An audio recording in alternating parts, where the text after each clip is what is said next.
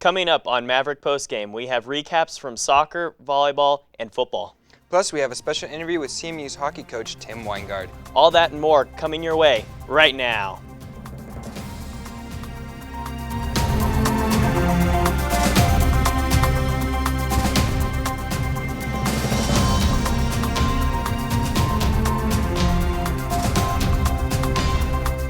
What's going on, Mesa?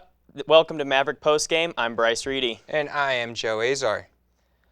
So last week, football was looking to continue their strong RMAC play as they went and visited Chadron State. And once again, their defense came up big time time again. The Mavericks found themselves trailing at the half 13-6 thanks to another special teams miscue, allowing yet another blocked punt, which the Eagles took back 29 yards for their lone touchdown of the game. CMU responded, however, in the second half, and thanks to two Rubalcaba rushing touchdowns, the Mavs came out on top 23-13. Rubalcaba finished the game going 6 of 18 for only 69 yards and 2 interceptions, but made up for it on the ground, rushing it 22 times for 74 yards and 2 touchdowns. This was the third game of the season where the Mavericks defense didn't allow an offensive touchdown. The Mavericks will look to make it 3 in a row against Black Hills State University here at Stoker Stadium. Kickoff is set for 1 o'clock. After splitting the weekend series last weekend, the men's soccer team wanted to make it 2 wins out of 2 this weekend, facing 2 RMAC opponents, starting with Westminster College at home. Let's take you to some highlights live from Walker Field. It was a beautiful, gorgeous, sunny day over at Walker Field, and it was amazing. It was a fantastic afternoon.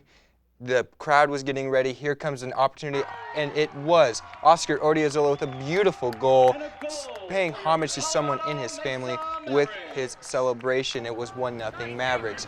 Here comes Westminster, however, off a free kick opportunity about 40 yards out.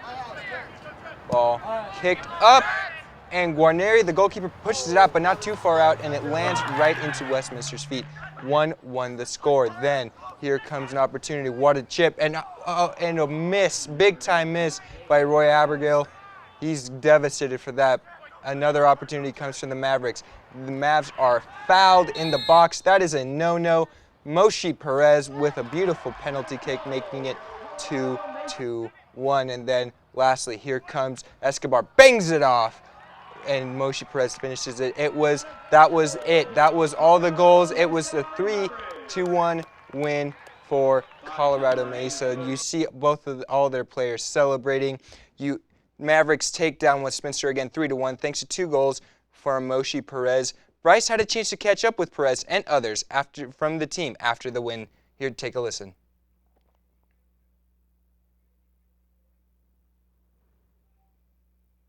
Victory. So, Coach, just what were your afterthoughts after that game?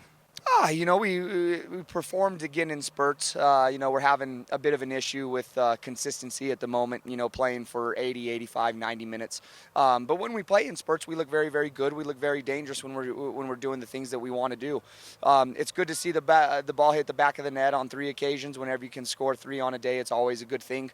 And I think we let them hang around a little bit too long, and then the game went 1-1. But I think it's always good to get things going back to the right direction when you lose the previous game. High pressure. We saw them in the spring. We knew how well they play with the ball, and we felt like us high pressuring and putting them under from the beginning would be the recipe for success for us. And I think that's really what did it. We make this game hard for us because it wasn't a good game of us.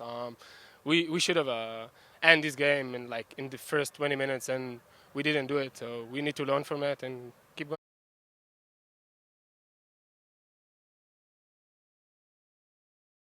Winning their second game of the weekend on Sunday 5-2. Moshi Perez scored his 3rd goal of the weekend, and his fellow countryman from Israel, Roy Abigail, found the back of the net as well. With that goal, he is only now 1 goal away from tying the CMU record for most goals all time in a collegiate career. Mavs will now play next Friday against Adams State at ASU. Moving over to volleyball now, the Mavs had their first homestand of the season this past weekend with games against Shadron State and Regis. The Mavs defeated Shadron in straight sets on Friday, but it was a tough one for them the entire night.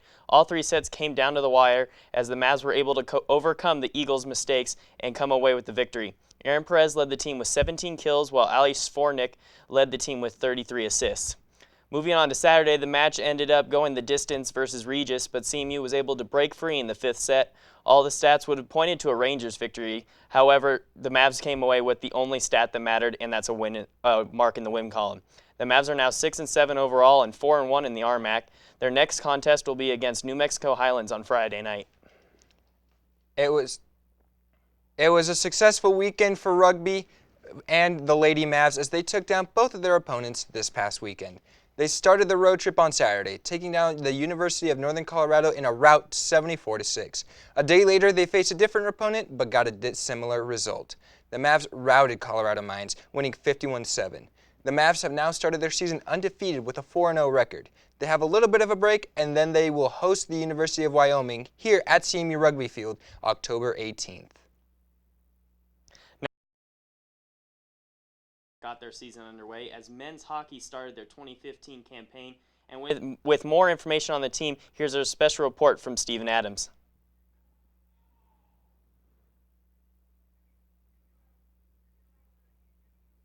Losing both of their games last weekend. The Mavs play all of their home games at Glacier Ice Arena, located off Riverside Parkway on the other side of Rimrock Marketplace. The team has a mix of American natives and international students, including 2 players from Canada and 1 from Sweden. This year, the Mavs will look to their captain, Chris Buck, for their leadership. This weekend, CMU will play a weekend series in Arizona before returning to Glacier Arena the 10th of October to face Colorado School of Mines. Back to you guys in the studio. Coverage we had for today. Justin Bell also got a chance earlier this past day to get an exclusive interview with head coach from the CMU's hockey team, Anthony Weingard. Here it is. We're here with Coach Weingard of the Mavs hockey team. Welcome to the studio, Coach. Our first question is going to be, this is our first season of the Mavs hockey team. How did it get its start? Well, there was a hockey team with Mesa State a while back when the rink opened here, and the rink closed, I think 2008, and then there was a hockey team, but they had 6, 8 players. They played at Eagle. There were player coaches.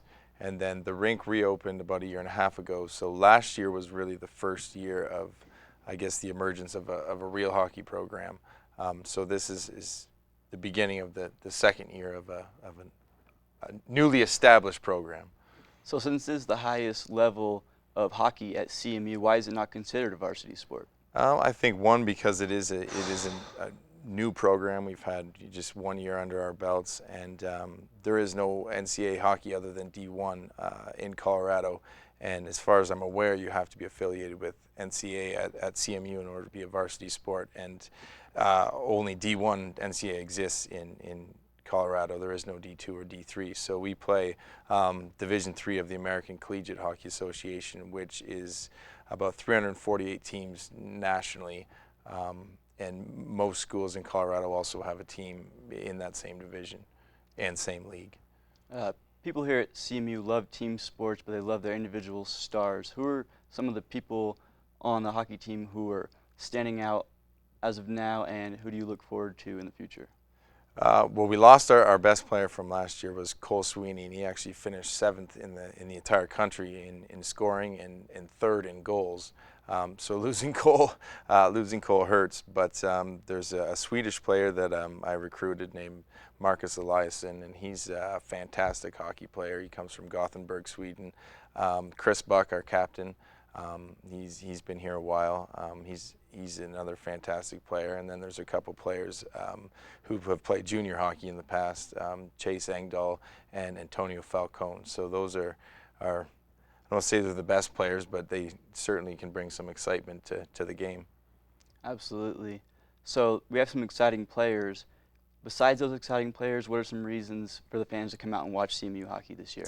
Well, we're the only, really the only high-level hockey in Grand Junction, and I know hockey is kind of been not really on the radar in this area, and that's something that we as a team and as a school are trying to promote hockey, not just at the university, but also in the whole region and the greater Grand Junction area.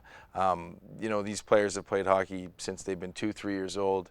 It's high caliber, physical, hard hockey, and it's exciting. It's fast, and it's just all around really good caliber hockey. And you know, we kind of have the stigma, people, oh, we have a hockey team at CMU, and I get tired of that question. So yes, we do, and please come out and support the team and my players.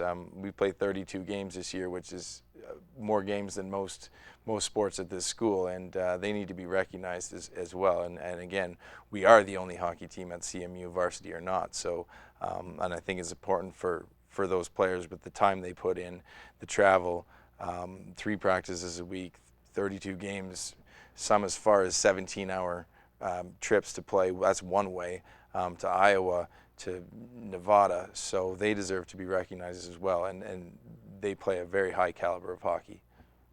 All right, you guys heard it from the man himself. Go watch the CMU hockey team this year and show your support. Thank you very much, Justin, and it is now time for our Maverick of the Week. And for this week, we give the honor to Sean Rubicalba. The quarterback wasn't very effective on the air, but he was dominant on the ground. Look at those stats: 22 carries, 72 yards, and 2 touchdowns. He was one of the key contributors to CMU's win on Saturday, and he is our Player of the Week. Special mention and thank you goes to Trevor French for the photo.